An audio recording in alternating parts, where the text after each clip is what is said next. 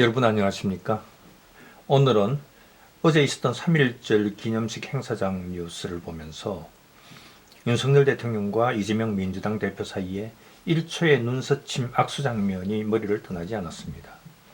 이 묘한 느낌이 무엇일까 생각하다가 혹시 보신 분이 있을지 모르지만 작년에 한참 대장동 사건이 논란이 됐을 때 썼던 제 글이 생각나서 여러분에게 소개를 해야겠다고 마음먹었습니다.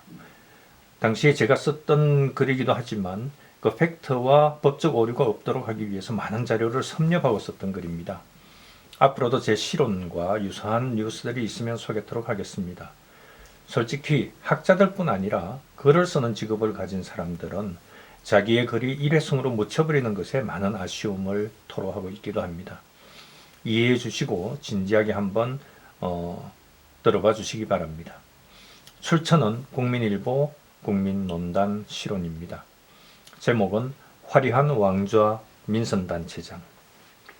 화려한 왕좌 민선단체장. 한번 제가 직접 읽어보겠습니다. 난 성공하고 싶었고 행복하고 싶었고 나만을 위한 삶을 살고 싶었어.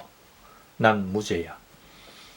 최근 방영됐던 드라마 빨간구두의 티저 영상에서 화려한 왕좌에 앉아 도도한 눈빛으로 야망을 발산했던 배우 최명길의 대사다. 젊은 시절 이런 욕심 없는 이가 세상에 얼마나 될까.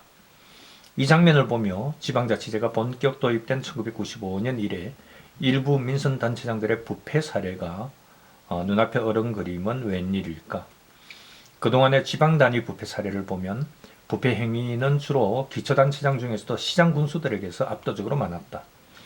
가장 많은 유형이 인허가, 입찰이나 계약, 지역개발, 인사권 남용 비리였다.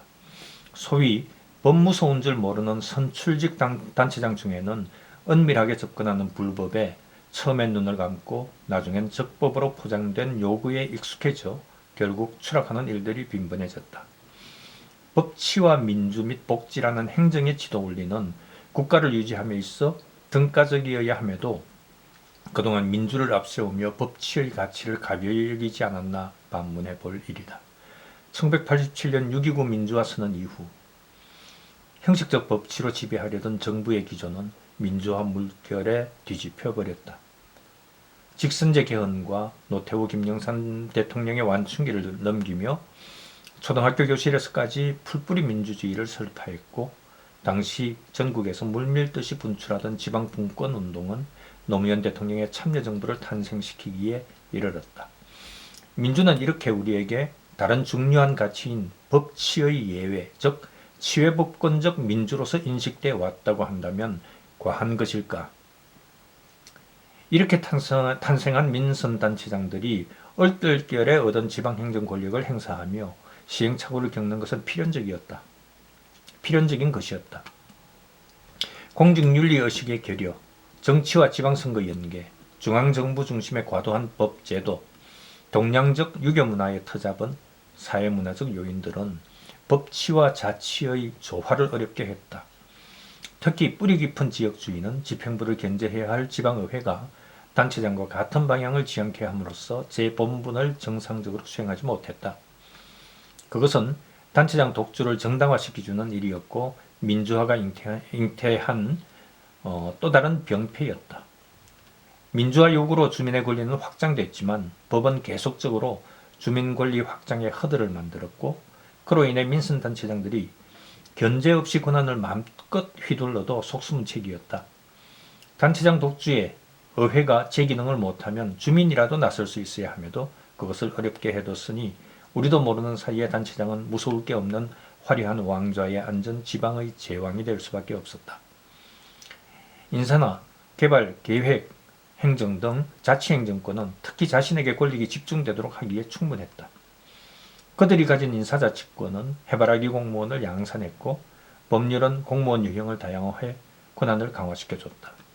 지방공무원법은 전통적 공직 진입 방식을 단순화한 후 민간 개방 확대에 그치지 않고 일반 임기제나 전문 임기제 등 다양한 유형의 임기제 공무원을 임명할 수 있도록 함으로써 임용 전제 요건을 무시한 인사권 전횡을 가능케 했다.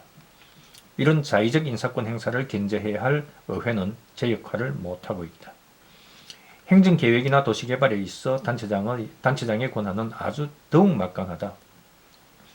신뢰보호나 비례원칙에도 불구하고 계획행정에 있어 광범위한 재량권이 인정돼 이를 뒤집는다는 것은 사실상 불가능하다. 개발 순위 선정은 결정권자인 단체장 의사에 좌우되도록 했고 각종 계획의 수립권과 입안 결정권을 기초단체장에게까지 광범하게 허용했다. 주택법상 주택건설사업계획 승인, 도시개발법상 도시개발구역 지정과 개발계획 수립 및 사업시행자 지정 등의 권한까지도 인정했다. 그렇다 보니 대장동 사건과 같은 것은 이미 예견됐던 일이었다. 과연 민선단체장들에게 법적 허용 범위 안에서 권한의 자제를 기대할 수 있을까? 권력분립 이론이 인간에 대한 근본적 불신에서 태동했듯이 법률이나 형벌에 의해 강행적으로 제약을 하지 않는 한 자발적 준법은 기대하기 어렵다. 권한 남용을 막기 위해 도입된 청탁금지법 등 부패방지 시스템과 지방자치법상의 주민감사 청구, 주민소송, 주민소환 등 물적 책임과 인적 공직 배제 시스템이 제 기능을 할 수 있도록 전반적으로 재정비를 할 필요가 있다. 도대체 민선단체장, 그들은 언제까지 화려한 왕좌에 앉아 있을 수 있을까? 이런 글이었습니다. 대장동 사건과 같은 것은 그 정도가 조금 약할 뿐 아마 전국 도처에 유사한 사례들이 있을 것으로 봅니다. 위 시로는 밑에 댓글로 붙여놓도록 하겠습니다. 자, 오늘은 이렇게 마무리하도록 하겠습니다. 감사합니다.